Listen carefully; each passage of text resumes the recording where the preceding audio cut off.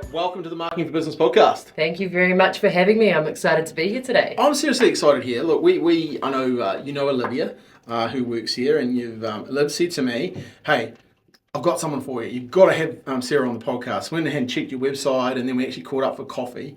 I was like blown away with some of the things that you were doing. Look, you can tell by my bookshelf.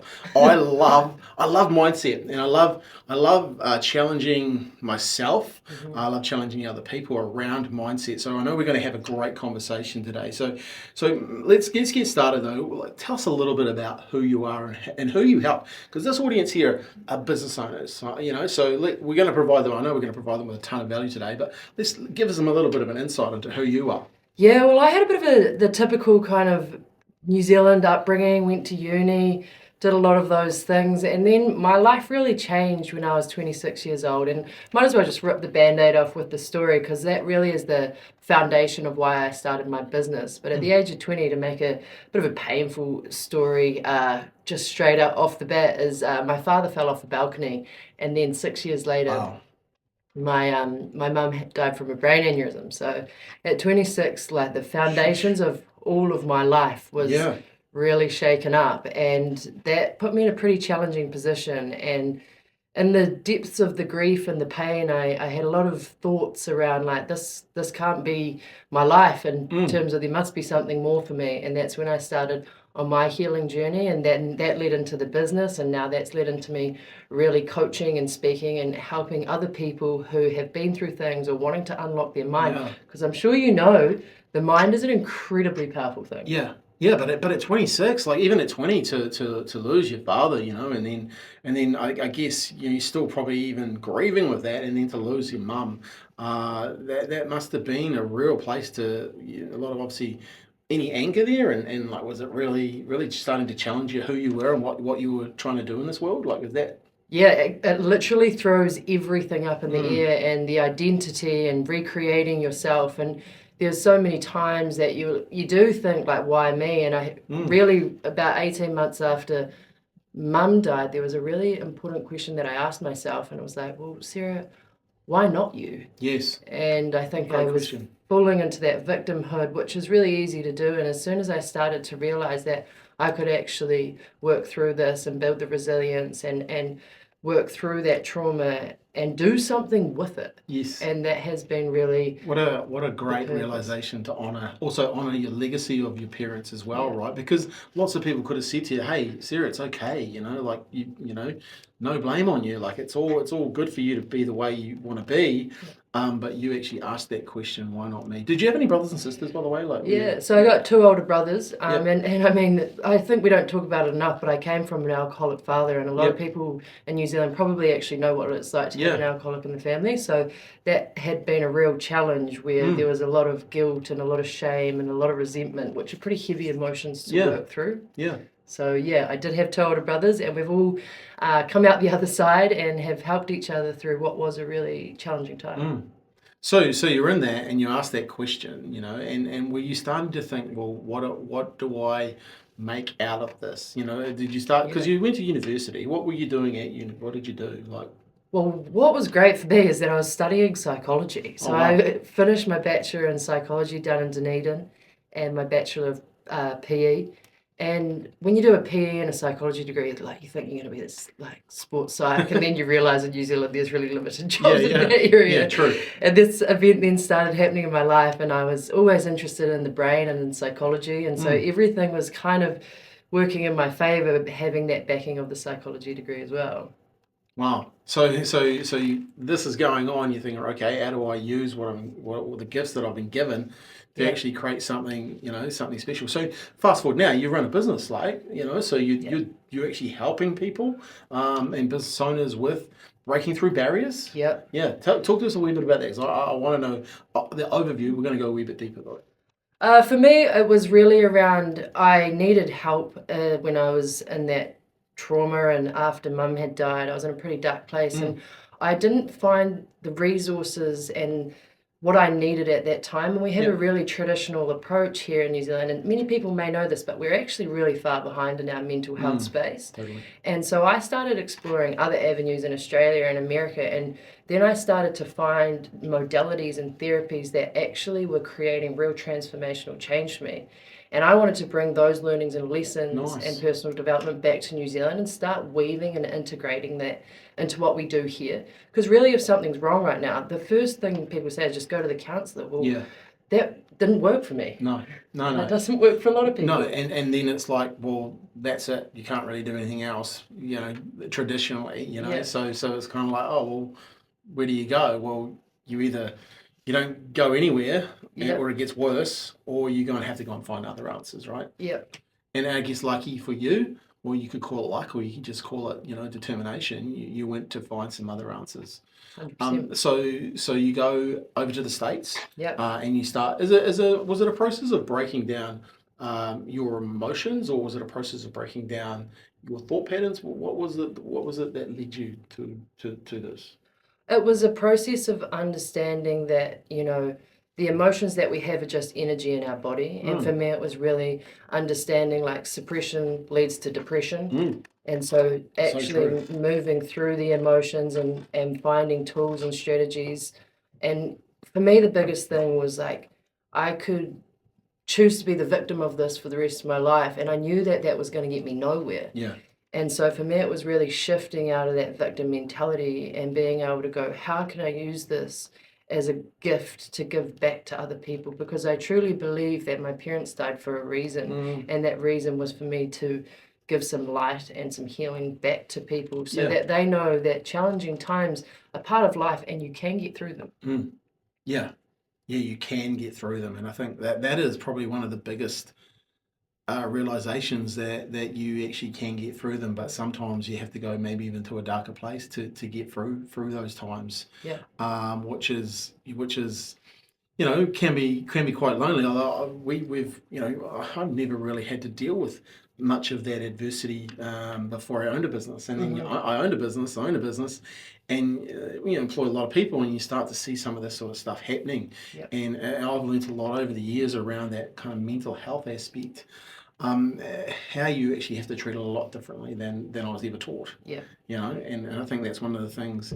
If anything, we've got better at talking about that side of mental health. Whether we've got better at actually helping people with it, that's another conversation. But at least we're having conversations, whether they're the right way of having those conversations. So okay, so you start to look, okay, how can I? Were you good at like public speaking or anything like that at this stage? Did you kind of, because this is what you do now, you do keynote speaking, all this type of stuff.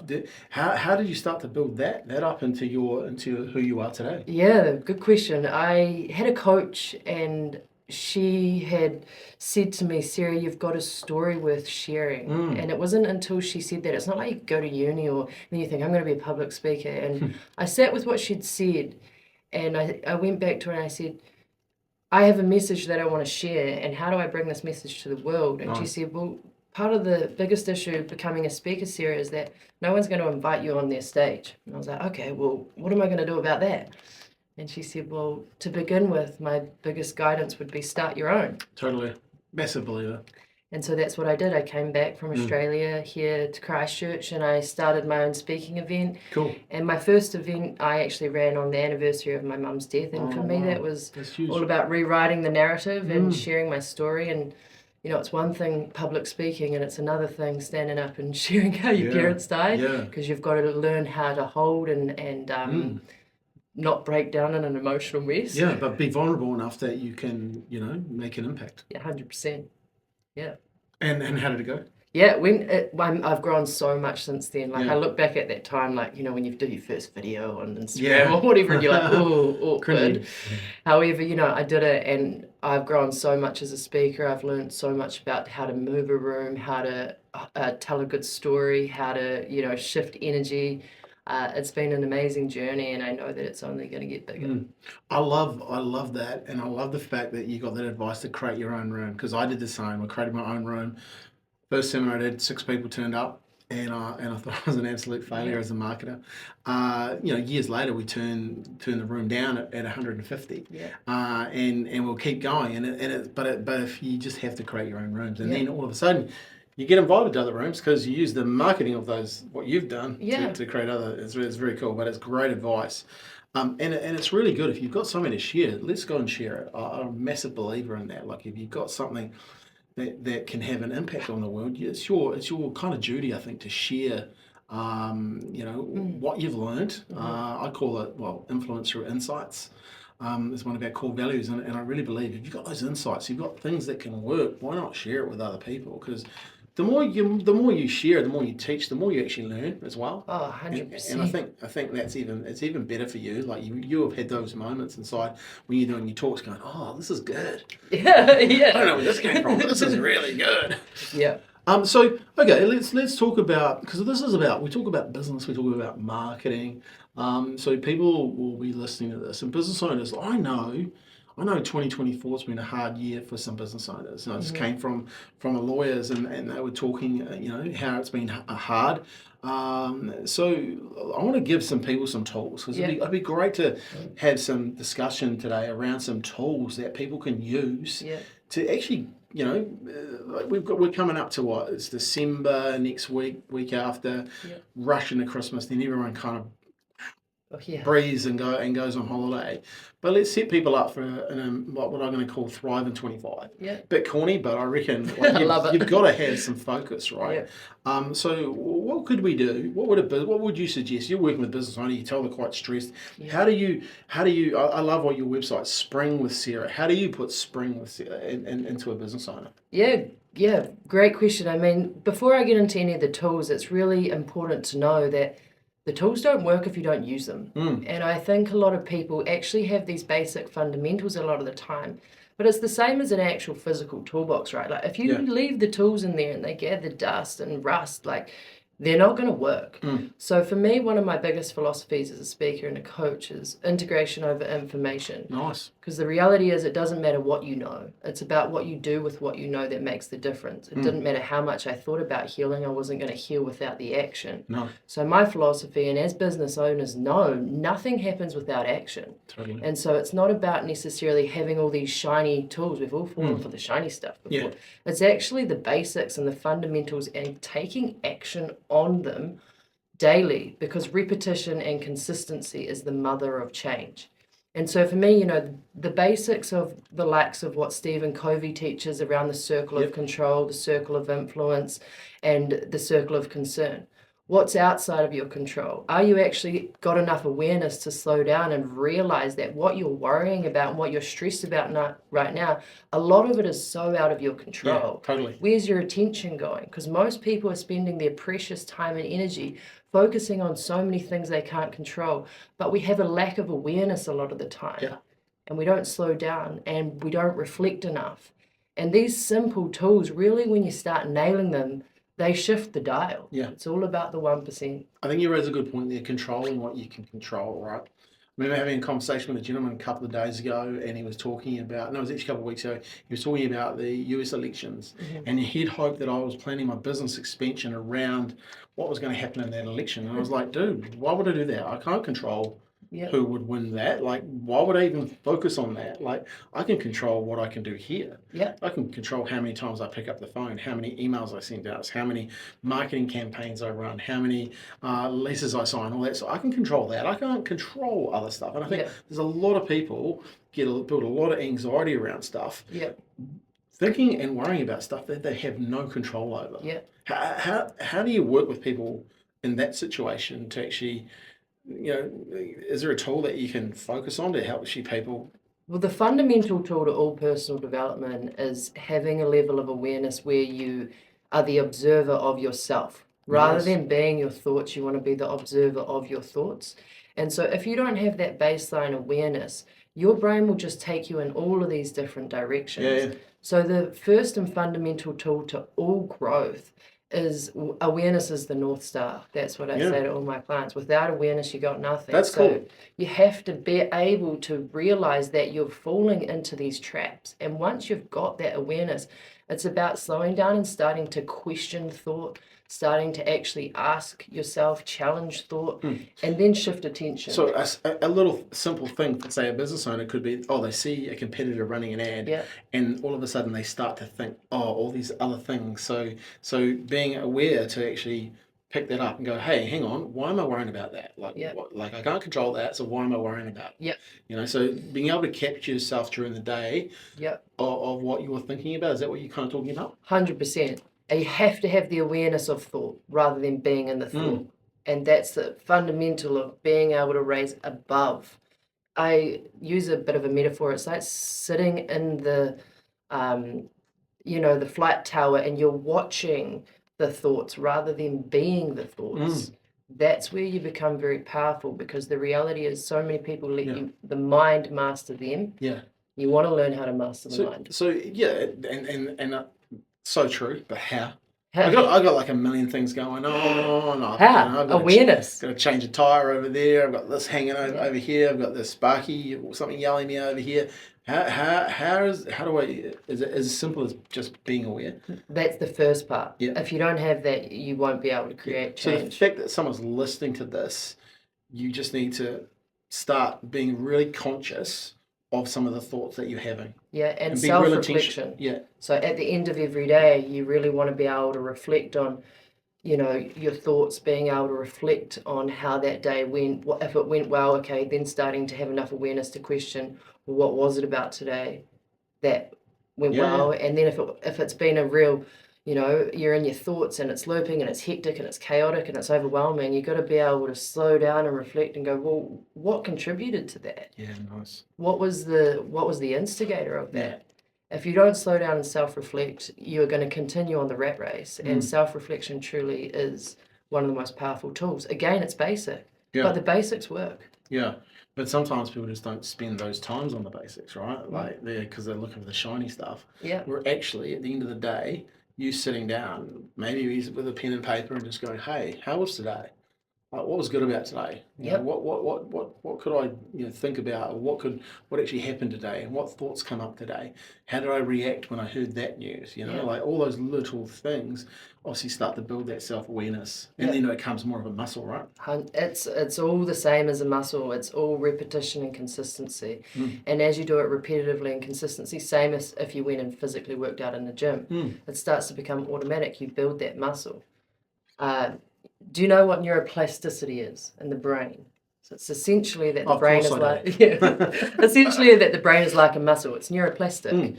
So if you don't like the way you think or things about yourself, you can retrain the brain. Good. Retraining the brain is just simply doing the opposite of what you want repetitively and consistently, and that will rewire the brain. I don't know if I told you this when we met, but I had that interesting time where my mum and dad didn't own a business, and then I met a business owner. I was owning my own business. I started meeting business owners, and then mum and dad always said, business owners are, greedy and all this sort of stuff, and rich people are this. And then you start meeting business owners, you start dealing with rich people, and you kind of start realizing, there's a conflict here. Actually, these guys aren't that bad. These guys and girls are pretty nice. But the thoughts and the old beliefs were just there, and I had to really work on letting all that stuff go, and retrain what I saw as truth. And I think in business, people need to really realize like your business will only grow at the rate that you personally grow. So personal development and professional development, they're not really different, because a business owner is one of the biggest challenges. And if you're not working on yourself and your belief systems and your neural connections and being aware of what your patterns are, they'll just continue to repeat.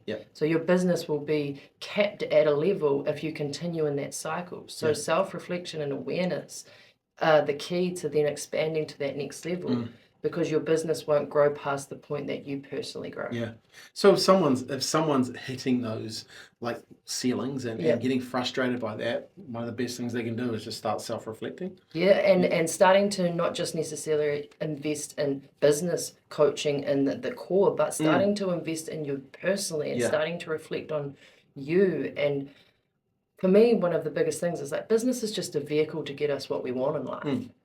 And you've really got to sometimes slow down and ask yourself, like, well, what do I actually want? We get caught in the grind. And life isn't all business. Yeah, well, a lot of people end up just being busy inside their business, and it becomes a high-paying job, or some, sadly for some, a low-paying job Yep. that they can't get out of. I think some.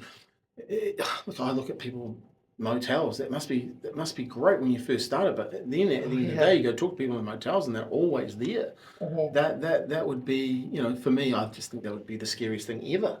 But for some people, that'd be the greatest thing ever. So, yeah, I think it comes down to individual choices. But you're right. Like, what is it that you're trying to do here? What is it that you want to, I guess, want to do? And I guess that's the coolest thing. People, today we have so many more tools or so many more opportunities to use those tools or hear about them than we ever did before, right? The fact that someone could be listening to this and for the first time, you know what? I'm gonna sit down and self-reflect. That's pretty cool, right? Like, yeah, having it. People don't know that. Maybe didn't know that. That could be the start of something, which I think is real cool.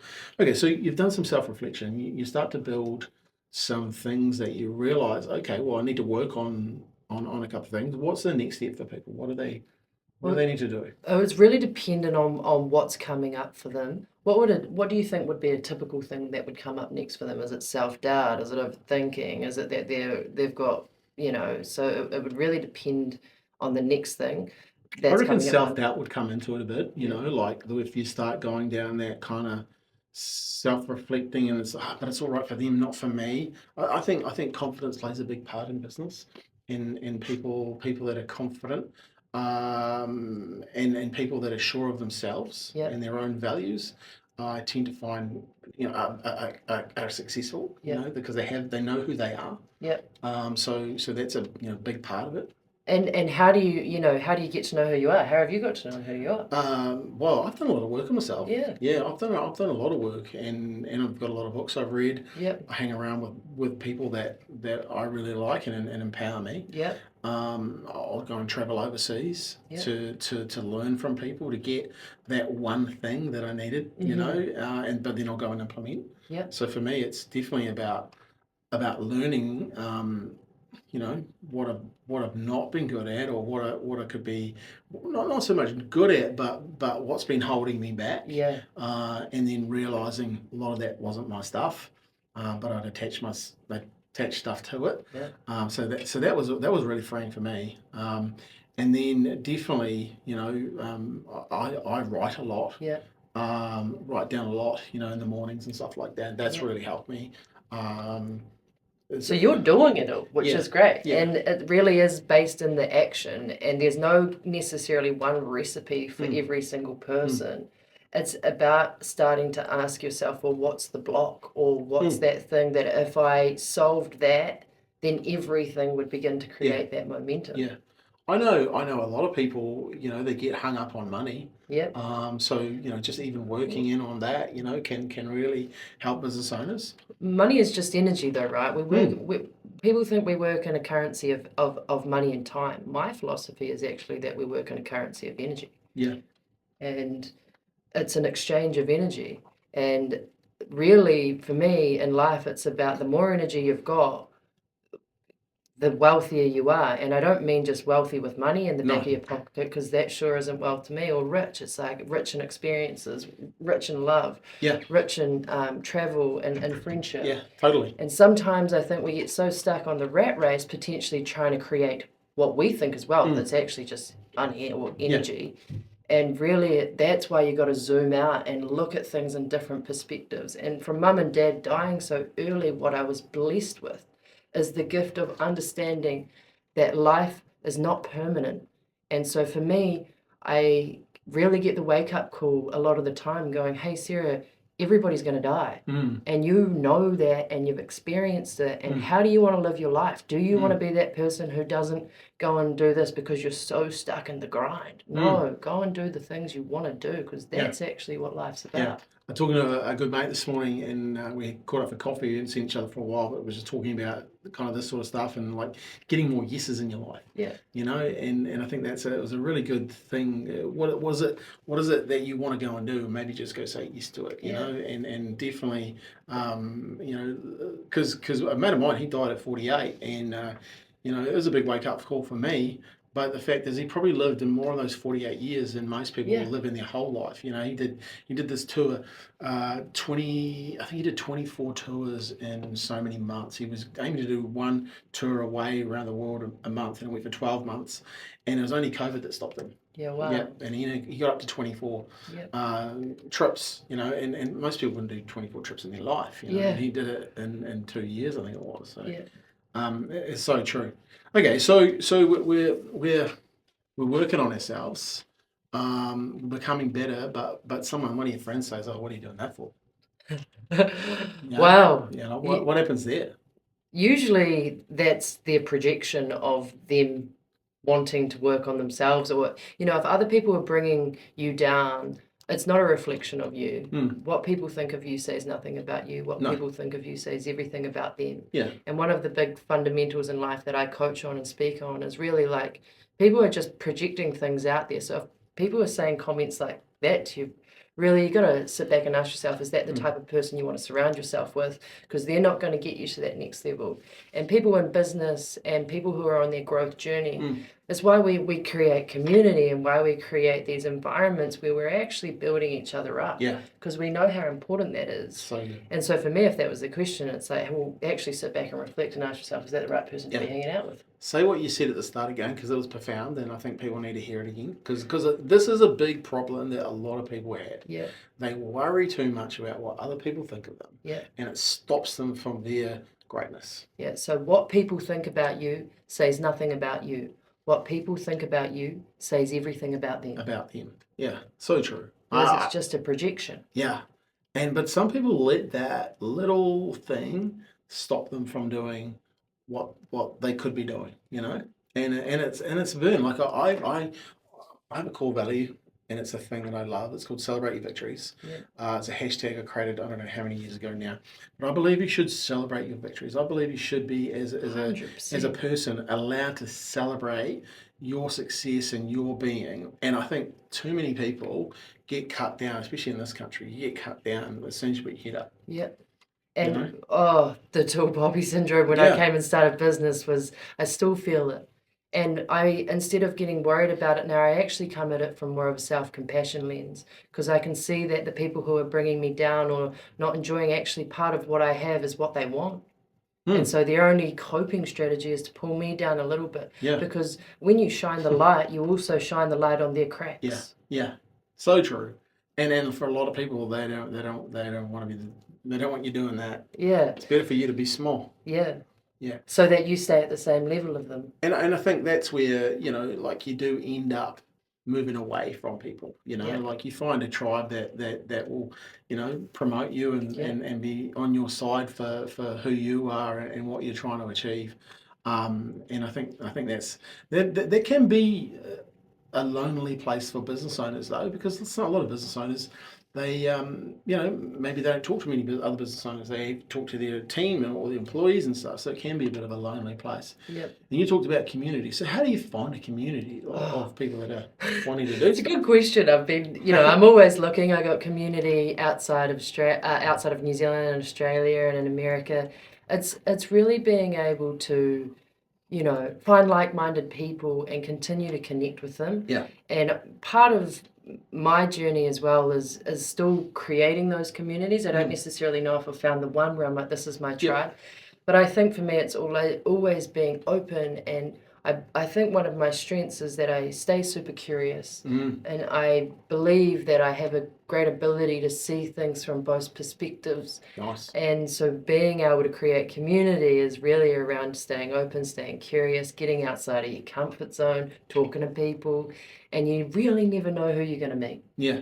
I think being curious, I think if you could have one skill, that is the thing I would want for my son. Yeah. Be curious. I always tell him, be curious, ask questions, Yeah. you know, be curious. And I know he doesn't really like to, but I'll keep telling him, keep sharing with him, keep showing him of what it's like to be curious, you know. Yeah. Or, you know, he sees me doing it, you know, going up to that person, asking why they did this, or how can you know. Yeah. I think being curious is just so underrated. Like it's a gift. 100%. And one of the philosophies that my coach taught me was that questions are the answer. And so really getting into this mindset of asking good questions, because when you can ask good questions, you get good answers. Yeah. And I think some people have this fear of failure, so they don't ask the question, but the question is the answer. And a skill that, you know, all business owners, leaders, and people who are on this growth journey is starting to learn to ask really good questions. Yeah, because as you say, they are the answer. Yeah. And for a lot of people, it's asking those questions of themselves first, right? Yeah. You know, reflecting and then asking those questions. What does this actually mean? Is this true? This is a great question to ask. Is this true? You know, should I actually believe that business owners are greedy and bad people? You know, like from what I've, you know, God bless my parents, but that was their beliefs. Do I have to actually own those beliefs? Do I have to, or can I just need to write a new story because what I believe is true. Yep. You know, so really, I think questioning your beliefs is a great place as well. Like, it can, you know, it can be a bit confronting, but it's a great thing to do, especially once you start growing, you start learning, you start thinking, okay, well, why is this happening? Why do I get to this level of income, or why do I get things start going good, but something breaks? You know, why do all these things? And start looking at that and actually analyzing it a bit more. Yeah. You start to see some breakthroughs, which is you know, I guess you've got on your website here transformational coaching. What does transformational coaching mean to you? Oh, big question. Transformational coaching for me is really shifting that kind of 180 mindset from my whole thing is taking someone from where they are to where they want to be. And it looks different for everybody's journey.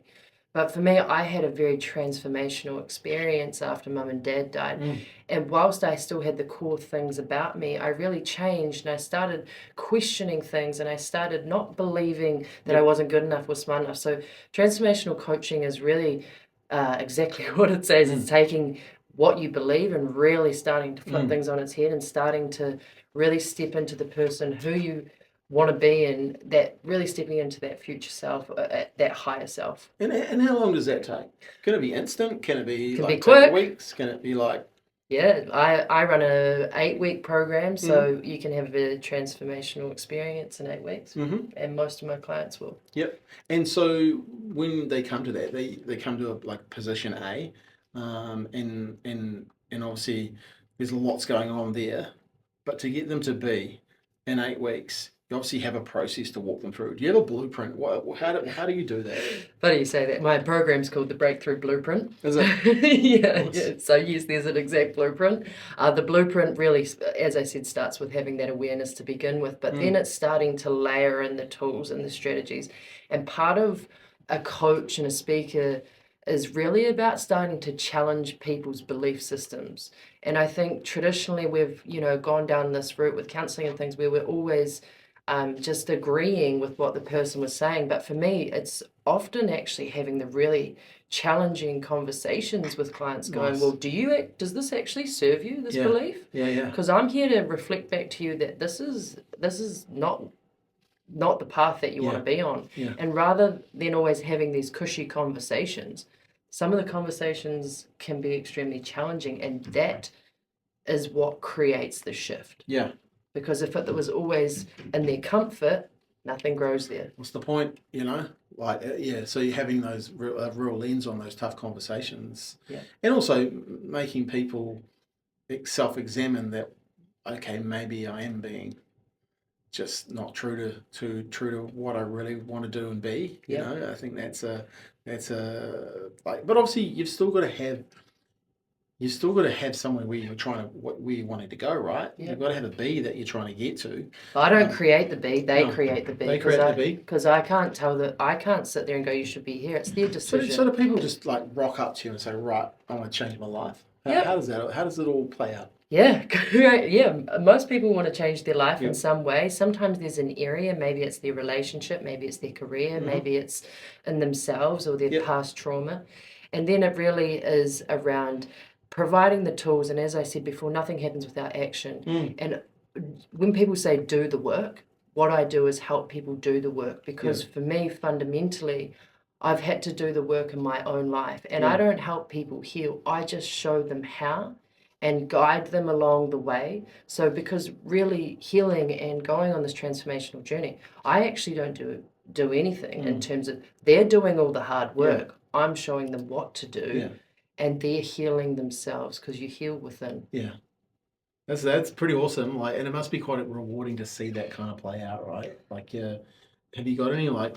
I don't even have to say names, but like, some success stories. Oh, I've got many success Yeah. stories, and I get super emotional often when someone's been on a journey with me, and if any of my clients are listening to this, they'll be able to share some of their stories. But being able to take somebody from depression and suicide to being able to live in the present with their children and be the husband that they want to be or wife is a very emotional experience for me as well.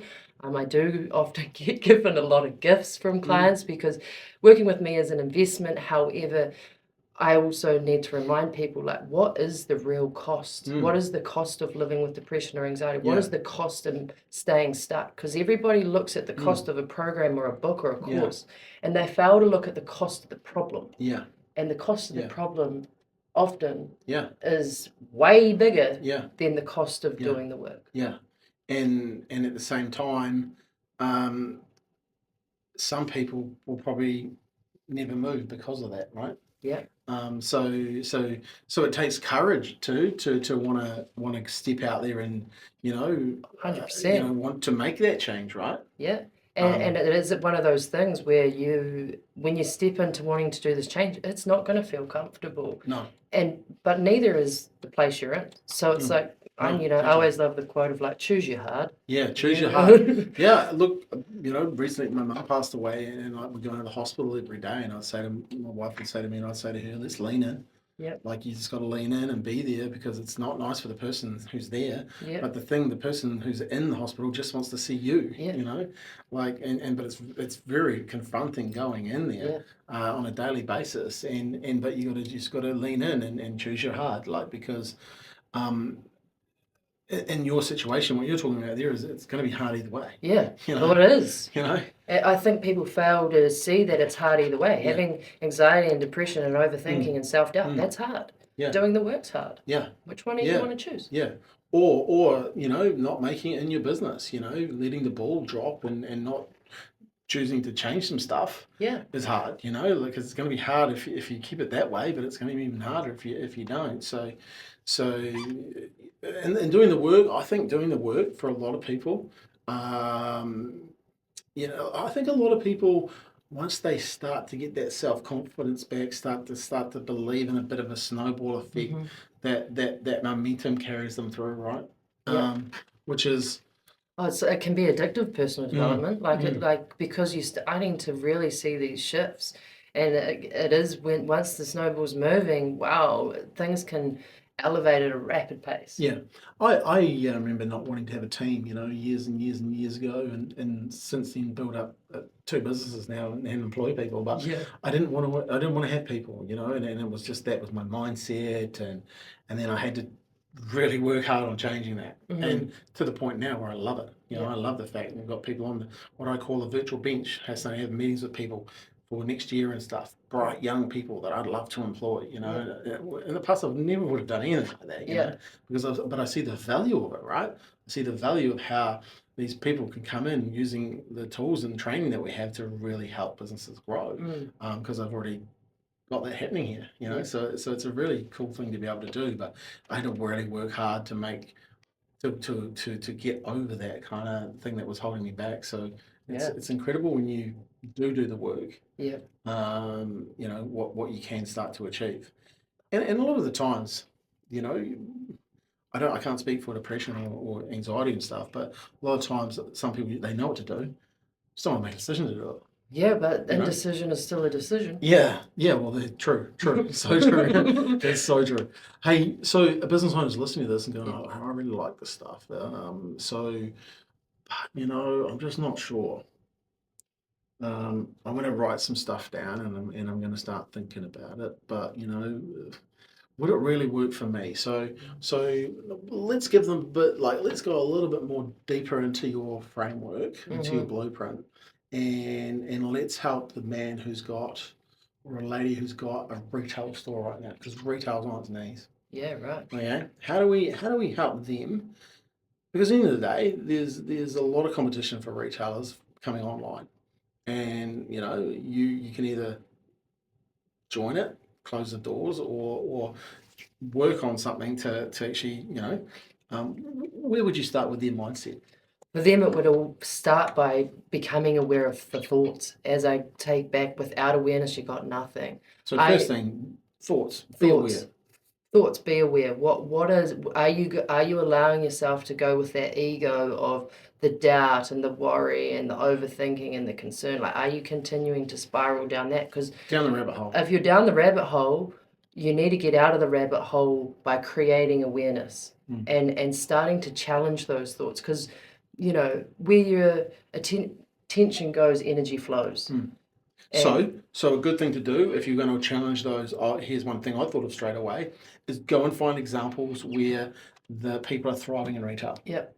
Go and research, go and find those examples, because then okay, well, someone else is doing it. Yep. So is that one tool, one thing you'd recommend? 100%. And what you focus on expands. So ask yourself, well, what am I focusing on? Because if you focus on everything that's going wrong with the business, trust me, you'll find every reason to support the evidence of that. Yeah. So start shifting your attention and beginning to focus on the wins and what's going well. Celebrating teams, celebrating when you've got customers, and starting to create a different energy within the store, because energy is contagious. Yeah. And if you're in the space of, oh no, whether you want to believe it or not, your customers can possibly feel it. Yeah. Yeah, totally. Of course they can. They can pick up on it. Yeah. We've all been in those situations where you've been in a store and you go, oh my God, these people do not want to be here. Yeah. They're having a bad old day. And then you've got the opposite of people that want to be there. They talk to you. They're engaged. It's incredible. We have so we use Google, and we have a Google channel, Wins channel. And it's so cool. So it's just for the team, and people are posting it every day of wins we're having with clients. Yeah. And it's amazing. Like there's some real cool ones came through today, with some Google stuff and clients we deal with in Australia, and it's just so good to see. But everyone's on there going, oh, that's just awesome. Just how, and that for me personally, that I love seeing that, but I love seeing it because here's what the sales person seeing them. So what story is she going to tell out there tomorrow, to this afternoon when she's talking to someone? Yep. The new person who's just started realizes, oh, these guys are loving what they're doing. So all of a sudden that becomes contagious. Yes. The person writing and who's been part of that win, all of a sudden gets all this really cool feedback, and it just snowballs. So it's a simple thing. Like, have you got a win channel in your business? Yeah. Be prepared to celebrate those too. Like really, really lean into that celebration, because. Otherwise, you just, whatever you got, like you miss the opportunity to celebrate, which takes confidence away. 100%, and it is truly basics of things like, as I said before, what you focus on expands. So if you keep focusing on the negative, it's going to expand. So you have to have enough awareness that your mind is in that space and starting to actually shift it. Because if you keep going down that rabbit hole, it will get darker. And that's when people say, I'm out. Yeah. And you've got to come out of that and start trying new things, staying curious, asking questions, surrounding yourself with the right people. I mean, there's so many different things I could say right now. No, perfect. Thoughts. Okay, so we've captured our thoughts. Yep. What's the next step? Well, then it would be around understanding energy. Yeah. So what's the energy like in the store? What's the energy like in your mind? Are you complaining and blaming and pointing fingers? Because when you're at the effect of the problem or in the victim mindset, man, you're on the fast road to nowhere. So you've got to shift that mindset directly to, what are we learning from our challenges? Starting to ask yourself good questions. If things aren't going well, don't just go, things aren't going well. Start to question it. Okay, what do we need to do? What are the learnings, lessons, and insights? Yeah, what role am I playing in this? Yeah. I think that's a good question to ask you. What role are you playing? Yeah. Because a lot of the times it's real easy to blame it on other people, right? Yeah. We have a lot of it going on in the moment in this country. We're not going to get into that, but there's a lot of just blaming other people going on. Yeah. No one just looking at that mirror and going, hang on, I'm part of this, One of the best ways, and it has helped me in the challenging times, is sometimes you need to step out and just focus on not business for a bit and just get back into nature, going for a swim in the ocean, getting out and just shutting the door and stepping out and taking that breath and then coming back to it. Yeah. Rather than always just being in this really shallow-minded headspace. Yeah. You've got to be able to like zoom out and get out. And when I'm caught in those, oh no, I need a client or this, where's the lead generation? Like for me, the first thing is like just take a breath, Sarah, and get out and do the things you enjoy. Get on your mountain bike, go and have a swim, go for a fish, and then come back with that clarity and that curiosity, and boom, there's the next answer. And the answers are already there. Yeah. You just need to make space for them, right? Yeah, get out in nature is a big one. Eh? My wife, we love getting out in nature. We love walking. We love just, we love going to the beach and stuff like that in the summertime. Just being out in it, just getting away from. Even talking to my mate this morning, we were talking about phones and how phones have really, taken over people's lives. Yeah. And we're just really conscious conversation we're having. Let's not look at our phones while we're having a conversation. Yeah. So we didn't, and it was really interesting. He's got an accountant. And he knows that he's never had a cell phone. He's 55, never had a cell phone, Wow. and you can't contact him. And he worked out, he actually did the study. There was 7 phone calls that you're likely to get in your life that you need to take. Yeah. The birth of your child, the death of their parent, whatever, those phone calls that you're going to get. And he said, I'll forgo those 7 phone calls for the fact that I have all these hundreds of thousands that I don't need to be part of. Yeah. And so Wow. you can't get hold of him by cell phone. You have to ring the office, and then the office people give the details, and he rings you back when he's ready. Yeah, wow. Love it. They said it was real confusing because he wasn't sure what coffee shop they were supposed to meet at one day. So he I'll was just text him. text them so they were at the right place. But what a freeing, like, would you want to do that? Could you go to that? I don't know if I could go to that level, but I just thought, that's really interesting. Like getting, clear on a lot of that stuff is it's just not part of your life. Yeah, you just got to step out and to step back in sometimes. And our greatest gift can just be able to get out of the business for a day or 24 hours or 48 hours and then come back in and start to solve the problem. Yeah, because the reality is, if you're running a business or running yourself for that point, you can give yourself 24 hours. Yeah. You have to give yourself 24 hours. If it's that bad, you need to get out and you need to walk and you need to get out in the fresh air and really get away from all those other things because, that's only going to compound if you don't. 100%. One thing I always found really, really useful, I still do this today, is I'll just write stuff down. So whatever's going on in here, if I find myself not being able to sleep, once I did this, I started sleeping better straight away. It was like, so I just write everything out. Yeah. Write everything out. And if any times I start feeling myself getting frustrated or anything like that, so I'll just start writing all these things. And it's very freeing, like just having it down out of the, out of my brain and my energy field is just to have it somewhere else. Yeah, 100%. Because I'm conscious, I don't want to forget this, I don't want to forget this, I don't want to. So you have it written down and there's no chance of doing that, right? Definitely. A very powerful tool, journaling or writing or whatever you want to call it, and just being able to intentionally get those thoughts out so that you can clear space for new thought. The crazy part is most of the stuff doesn't even matter. Yeah, exactly. 2 days later, it's like, well, that's done. Yeah. Yeah. Okay, so you're understanding energy, and I think that's that for a lot of people that can be quite confronting, understanding their energy, and well, Kiwi blokes. Yeah. Do we want to go there? What would you say to Kiwi blokes about that? What I would say to Kiwi blokes, as I said before, is suppression leads to depression. And the reality is emotions are just energy in motion. Emotion equals energy in motion. Yep. And I actually do a lot of work with farmers, Nice. which is a really, really cool space. Yeah. And I work a lot with males. Yep. I find it very rewarding and easy to work with males. But to that person who's come through those belief systems of, harden up or get on with it or, boys don't cry, whatever it is, the reality is this is all a story and narrative that we've been taught. Yeah. Tears are actually just fundamentally energy moving through the body. They don't actually mean anything except the meaning that you give them. Yeah. And so this is what I mean as I start to challenge people's belief systems and starting to challenge, like, it's just a form of energy coming through your body, which somebody along the way made it mean this. Does it really mean that? No.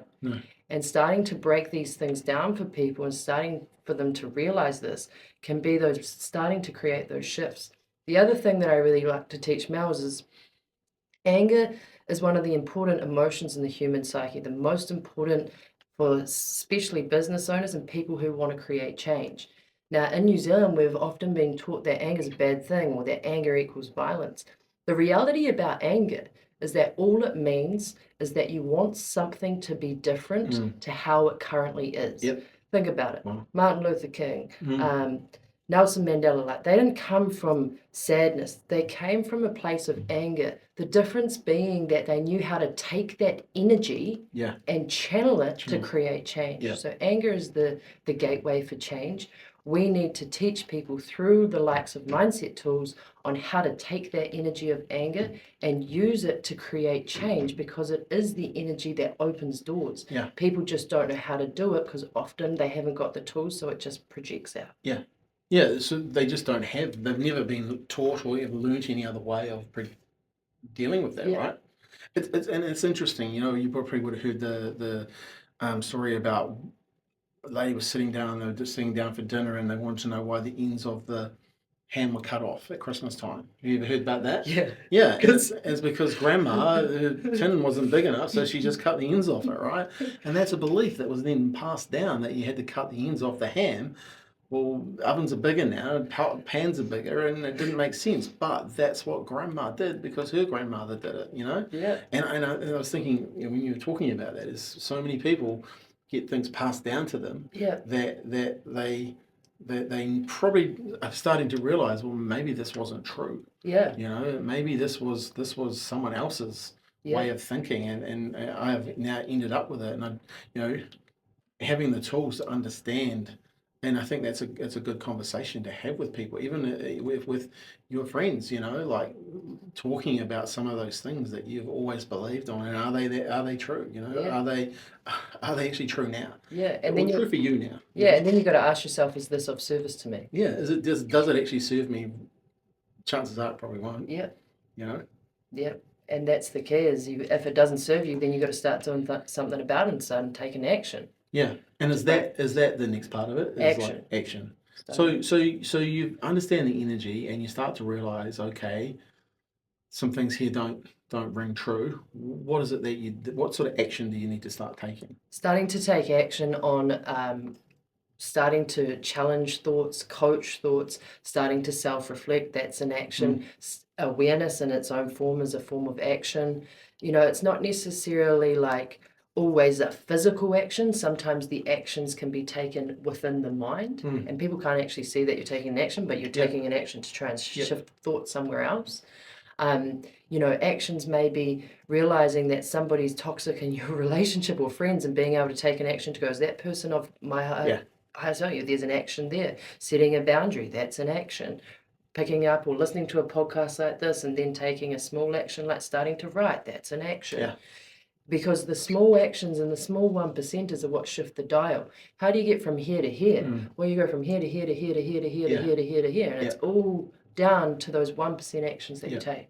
And 1% is so key to this as well. It's like, I do a bit of a presentation on this on 1%ers and with the British cycling team, etc. And like the amazing amount of things those guys and girls did, testing massage gels and all this. There's a whole bunch of things that made them go faster. Yeah. But it was just focusing on one thing, and I think that's a key for people too. Is okay, well, what's one thing that they can do? So, what do you love about marketing? I think what I love about marketing the most is that it's always changing and it's happening so fast, and so it's always challenging you to keep up. And if you're not keeping up, then your business isn't going to grow. And I think that's why what you do is so important, because you're gathering a lot of those insights and a lot of those things that when we're in our businesses doing what we do, we don't always have the time to go and gather all that. And so coming to someone like you who has all that those insights is really, really key, because I know that you keep up with the market and everything that's going on globally. Yeah, look, and look, I think marketing's become very, very confusing for people, and it's challenging. I have employed people that have degrees. I'm the only one that doesn't have a degree. Yeah. But when people come here, they realise, well, there's so much more to learn about marketing. And as I said, when someone gives you $1, and they want $5, $6, $7, $8, $9, $10 back. It becomes really real with marketing, and I think that's the thing. The thing is with marketing, I've found if a business owner is confident with their marketing, they will outmarket their competitors. Their business will grow because they have the confidence to grow the business because they understand marketing does really move the needle for them. So it's an exciting time when you get it. Yeah, 100%. And it's moving at a fast pace, and you need to be able to have people like you in the industry who are keeping up, so that you can start to really, pass that knowledge and those insights down. Seriously, probably 5, 6 years ago, you could have one person that does a lot of it, right? Now I have a team of 13 and growing that are experts in every area of marketing. We call it a T-shaped marketer, so you get broad across the top and depth in one of them. Yeah. And if you're not, you can't compete. It's too hard. It's too hard to understand search engine optimization and short form video content, plus run Google ads and then run TikTok videos. How do you do it all? You can't. If you find that person, let me know because I'll hire them. They just don't exist anymore. Yeah. Where 5, 6 years ago you could have that. The person that had all those skills, it's just too hard now. You can't have it. So you kind of you definitely have to. I think as a business owner though, you have to know what good business is for you and what works for your business. You have to know some of the real fundamentals, like who's your target market, what's your message, and what media you're going to use to reach those people. And I think a lot of people miss that. Who you are, where you are, what you have to offer, and why people should buy from you. If you can get those things clear, then you're a chance when you come to really spend the money on your marketing. 100%. Okay, so one last question. If I was a business owner and I was wanting to learn more about what you do, where would I go? And what expectations can I expect? Yeah, so to find me, it's all the basic channels: LinkedIn, Instagram. The handles are Spring with Sarah or www.springwithsarah.com. Nice. And what you can expect is, for me, I really work from a pretty authentic place. I show up as I am. I'm not the glittery person who sells you this and this. I often share a lot of myself on my journey because I like people who work with me, whether it's businesses or whether it's individuals, to realize that I'm human too. And so for me, you can really expect that authentic approach of me sharing, from that actual deep place, not just the really I am professional, but not, I do actually share a lot of myself as well.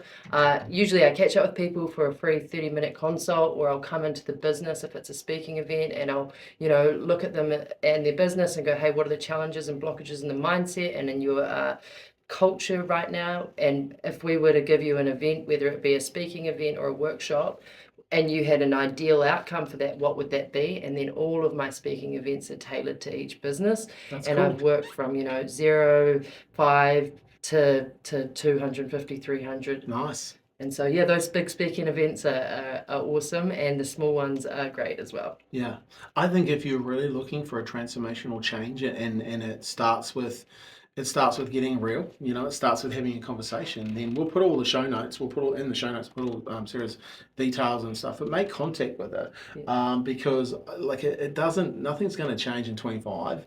This is going to come out early December. Nothing's going to change in 25 if you don't make a decision to change. And I think the cool thing here is, we've talked enough today. I think people can have confidence in that you know what you're doing. But go and check out the website. Go and read some of the testimonials I have, etc., and see what other people are doing. And I really think it's a good idea for people to really, if you want to make change, get involved in it. Be very intentional about it. Decide that, hey, this is going to happen. And I'm gonna be part of it and make those decisions and then start those 1%ers. Okay, contact Sarah, turn up, talk to her, then start implementing some of those things that she's talking about. Because without it, you look back and nothing's gonna change. And that's a sad place. Because I believe everyone has potential inside them. Everyone has been given a gift. Everyone has been given an opportunity, and the fact that you've listened to the end of this podcast would suggest to me that you are looking to do something different. So reach out and have a conversation, because there's not many people that offer a 30-minute conversation these days for free. Yeah. Not because, let's be honest, you've got a degree in what? I got a degree in psychology. I got a degree in physical education. I got a master's in NLP, if you know what NLP is. I got a postgrad in counselling. And, you know, none of the textbooks really means anything. For me, it's all about the journey of me actually uncovering the tools myself, because that is the key, is that it really is the lived experience that has created the transformational change in my life. And that's how I give it to other people, is because I've walked through the fire. Yeah, and you're going to pay for Sarah's past. And this is the cool thing about it. People are going to pay you for your past, and it's going to help them in their future. So make contact. Hey, guys, great podcast today. Thank you for coming along, Sarah. It's been really, really, really good chat. I just need one thing that you need to do, apart from contact Sarah, is just share the podcast. Share it. Just so today, we're number 4 on the charts for marketing in New Zealand. Gary V's bidding us at the moment. Don't know who he is, but anyway. I know he's a fan. You're a fan of Gary V, so I just wanted to get that in. But just share the podcast. Share it with someone. Share it with someone that may be going through a bit of a tough time. Maybe they just need to hear this podcast to actually help them on their journey. So thanks for your time. Have a great day, and we'll talk to you really, really soon. See you later.